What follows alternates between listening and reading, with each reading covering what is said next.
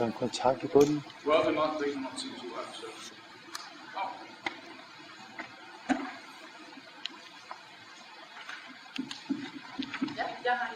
Okay.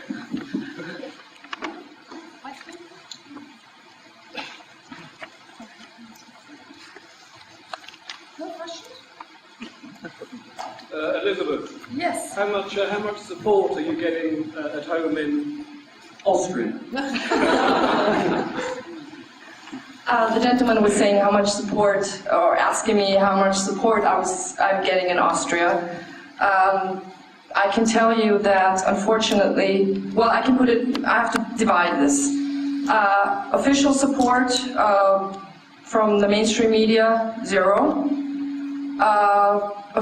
Support from ordinary citizens, yes, behind the computer screen, everything is just dandy. But when it comes to making donations for my defense fund, I would say that it's 99% non-Austrians, which is, I think, quite sad.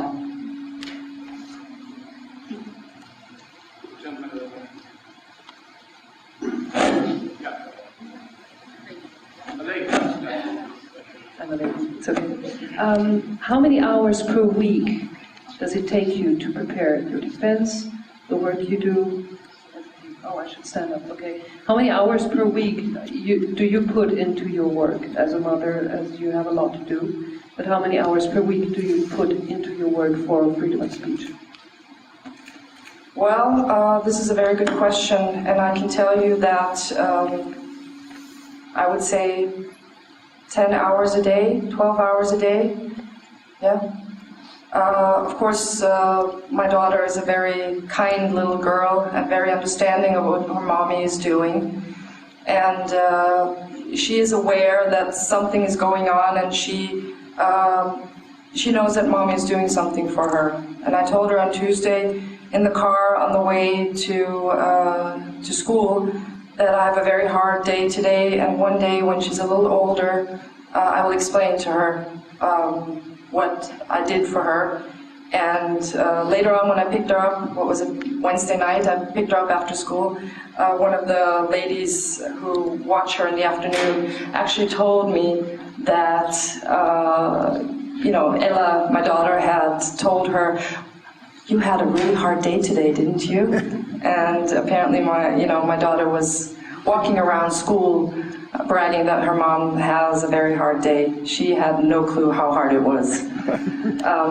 Yes, but yeah, 10 hours a day at least, every single day, at least, minimum. Down there. I'm afraid my microphone does not work, so might as well shout. Okay, thank you. Thank you for what you're doing.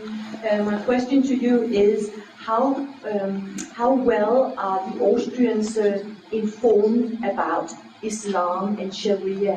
How do you estimate the level of knowledge?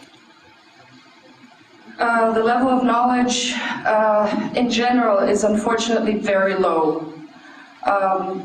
The politicians don't know anything or appear not to know anything.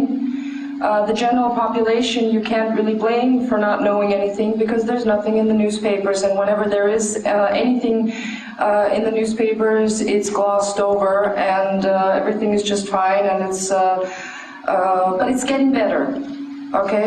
It's getting better, things are improving, and there was a lot of shock in the population when just a couple of weeks ago I was invited to a late night talk show, and I mentioned for the first time that the world actually has two versions of human rights.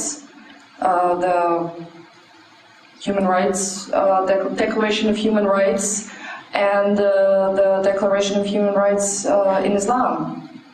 And I've been asked since by many people whether this is true. And if it is true, it's absolutely shocking.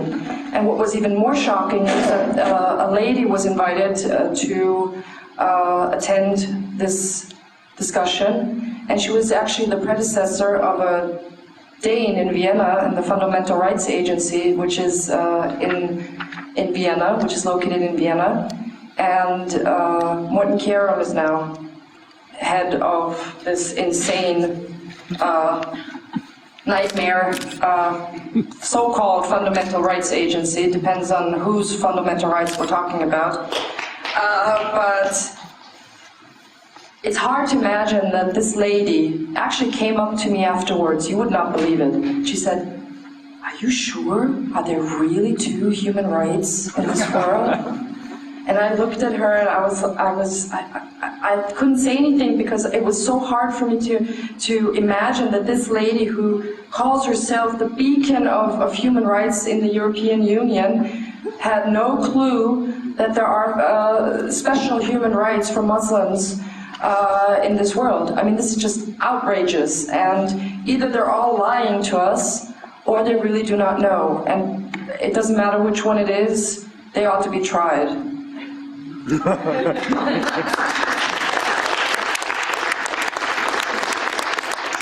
was a gentleman in the middle there.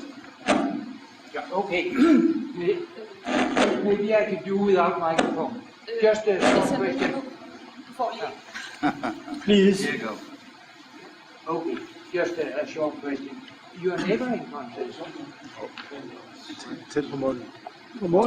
Tæt til munden. Tæt til munden. Okay. Your neighboring country, Switzerland, they seem to be very aware of the Muslim problem. And in Germany as well, Theo Sarrazin and he has made a lot of impact.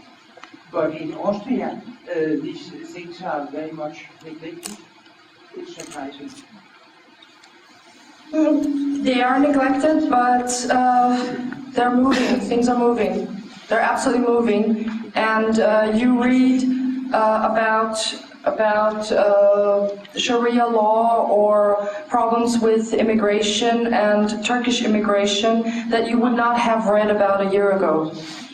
Okay, things are definitely changing, and we must be careful that we do not lose patience here. We have to be patient. I know we're running out of time. I know we're in a terrible situation, but it's imperative that we do not lose patience here, because even 6 months ago I would not have thought that things would be the way they are right now. It's definitely breaking. The crust is breaking. And we're moving. We're moving. The right parties, the right people. Some of them I've mentioned already. I already saw Mr. Stadtkewitz, who walked in the door. He also understands what's going on, and he also had to suffer the consequences for speaking out. And I mean, if you're willing to suffer the consequences, then you need to speak out. Okay? That's what I have to say. Oh my God. So. Well, Yes? I think I have a question myself. Yes. Can you hear me? Is this on? Yeah. Good. I must admit that although I do try to follow what goes on, I've never heard about this European gendarmerie, which is supposed to 800 people strong, that can arrest people anywhere and extradite them. It is not in the framework decision, but where does it come from? I think that Henrik Clausen needs to weigh in on this because he is the expert on this. Yes. This is real. I checked out their website. Eurogen 4. I checked the original source. I checked out. Repeat the question, please. Okay. Lars was asking about. I'm not asking. I'm explaining. About the Eurogen 4, what that is, and how it can be that they can intervene in other countries. Yes, it's real. It consists of 6 countries so far formally. It is training in order to be able to put down public unrest and where there's kind of troubles all over Europe. But there's one detail that needs to be known that sort of modifies this. They can only be sent into a country with the consent of the government, which may or may not be useful. But there actually exists this restriction on how on its application. But do look it up. It's another Euro